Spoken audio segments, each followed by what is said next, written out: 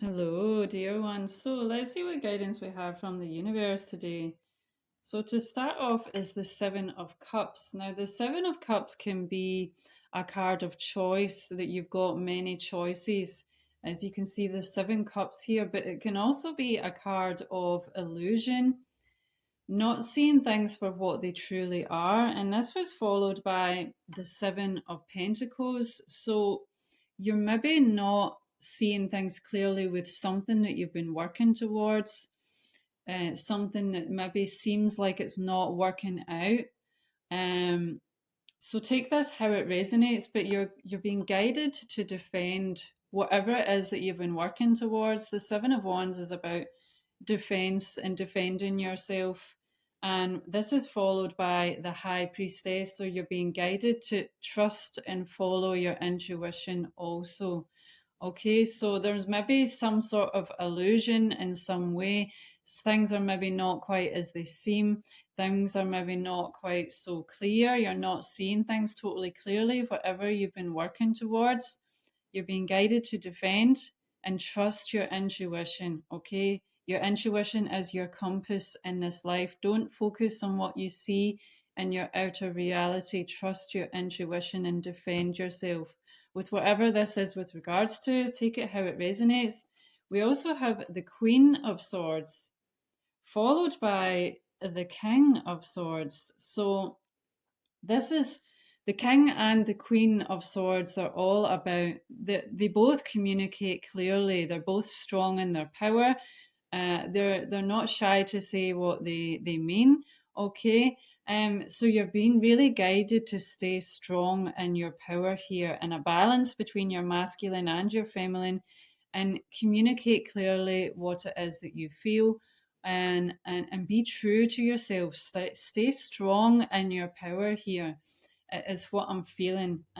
It could also represent a union of a divine masculine and divine feminine, because this was also followed by, we've got the Four of Cups, which is usually about feeling discontent in some way. Something's maybe not worked out somehow, some way. But this is followed by the Ace of Cups. So this is a new beginning with a relationship here. And it could be romantic, it could be a friendship, it could be a co-worker. But it is followed by the Lovers card here. So I feel like this is to do with a romantic connection here, a soulmate, a twin flame connection. And this was followed by the Prince of Cups. So someone very loving.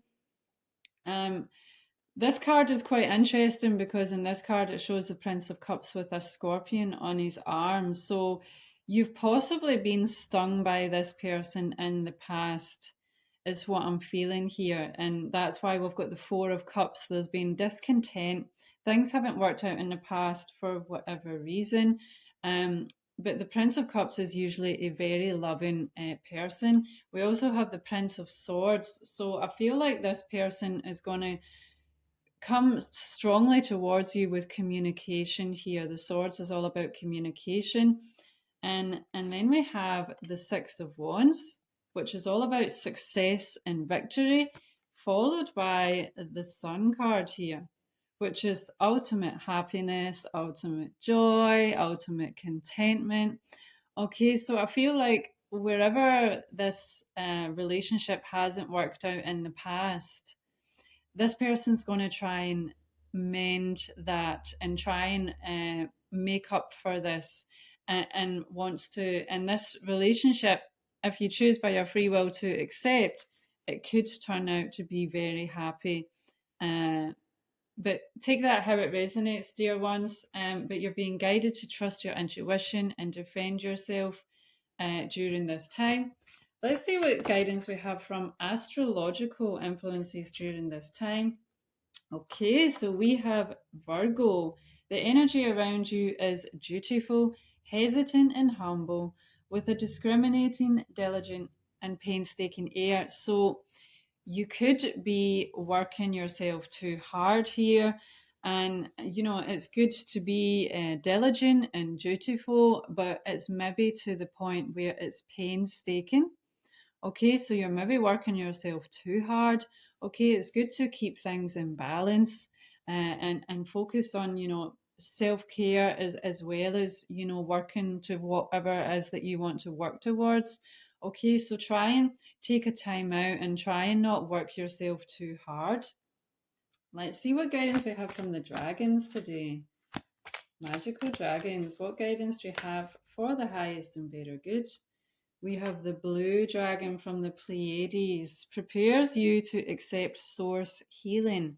Accept a heart activation, give and receive heart healing. Okay, so we have the blue dragon from the Pleiades. Okay, you could resonate with that star system. They're very loving beings, the galactics from the Pleiades. You've been guided to connect with your heart, to give and receive heart healing and balance. Okay, and accept a heart activation. Okay, so you can call on these blue dragons from the Pleiades. To receive this heart activation, because it's important. We all need to heal our hearts wherever is needed during this time. Okay, let's see what guidance we have from the gods, goddesses, and guardians for the highest and better good.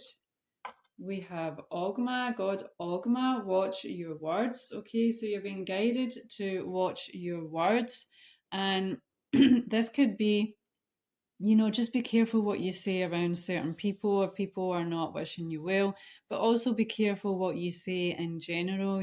Try and, it's good to communicate your truth and be authentic to yourself, but it's also good to communicate in a loving way. Okay, let's see what further guidance we can get here. Dear divine beings of the highest love light, can we get some further guidance, please? And we have Goddess Aditi, expand your consciousness. Okay, so you're being guided to expand your consciousness. Try and see the bigger picture. Try and expand your awareness and your consciousness, especially around certain situations in your life. We did have the Seven of Cups at the beginning, which can represent illusion, not seeing things clearly. So try and clear your mind and try and expand your consciousness so you can see things clearly. And you can call on Goddess Aditi to help you expand your consciousness as well. Okay, let's see what further guidance we have here. Dear divine beings of the highest love light, can we get some further guidance? Okay, so we have Lemuria, creating heaven on earth. It's happening. Okay, so this is why it's important to heal our hearts and connect with our hearts so we can live in love and unconditional love. And this is what's going to create heaven on earth. It is happening. Okay, it's in the process, but we all need to contribute to this process. And then we have break the chain, ancestral patterns, healing, rewriting the future. Okay, so this is all about healing ancestral karmas, healing ancestral patterns, and rewriting the future. So it's not repeating the same patterns that has been happening in the past, and try and rewrite the future. Try and heal and do things differently. Okay, we also have Sisterhood of the Rose, Beauty and Devotion, Priestess, Mystic and Teacher. Okay, we did have the High Priestess come out with the tarot card here. Okay, so this is all about intuition, being a teacher, being a guide in some way, okay, and devoted to beauty of love, beauty of heart connection. Okay, the rose is all about love. Okay, so being devoted to love. Okay, and there was a sisterhood of the rose. You could be connected to that from other lifetimes. Okay, they were very connected with their hearts. They were all, it was a very loving connections that they had, and they were working for the highest and better good of all, to bring healing to people, to share teachings with people, to help them expand their consciousness, to help them become aware, and connect with the higher forces in this world. Okay, so let's see what further guidance we have here. Dear divine beings of the highest love light, can we get some further guidance, please?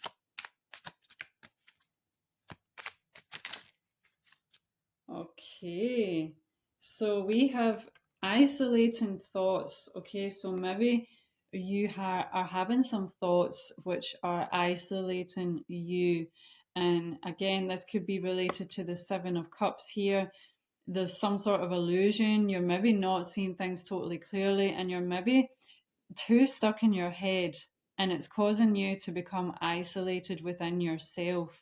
So it could be good to speak with a friend, to speak with someone, and try and share your thoughts and share what you're feeling, and try and see things maybe from a different perspective, because sometimes it helps to have an outer perspective to help us just see things from a different perspective. Okay, then we have the sun, strength, and empowerment. Okay, so you're being guided to stay strong and yourself, strong in your power, to empower yourself. Okay, and the sun energy is all of, it's a very powerful energy. So connect with the sun energy and strengthen yourself and empower yourself in a loving and balanced way, of course. Okay, let's see what further guidance we have here. Dear divine beings of the highest love light, can we get some further guidance, please?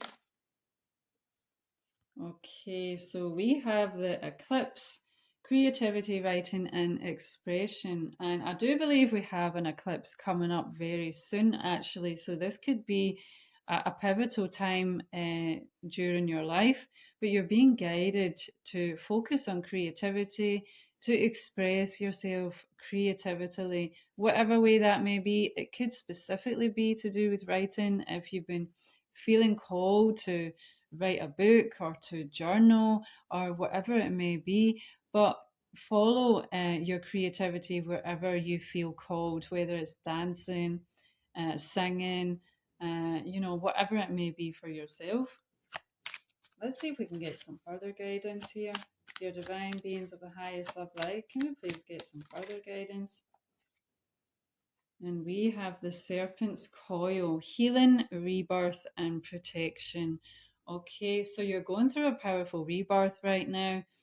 So it's good to focus on healing during this time. You are protected during this time, but the snake sheds its old skin and shifts into embodying a new skin. So you're being guided to let go of an old version of yourself and be reborn into a new version of yourself. Okay, beautiful. So let's see what final guidance we have here.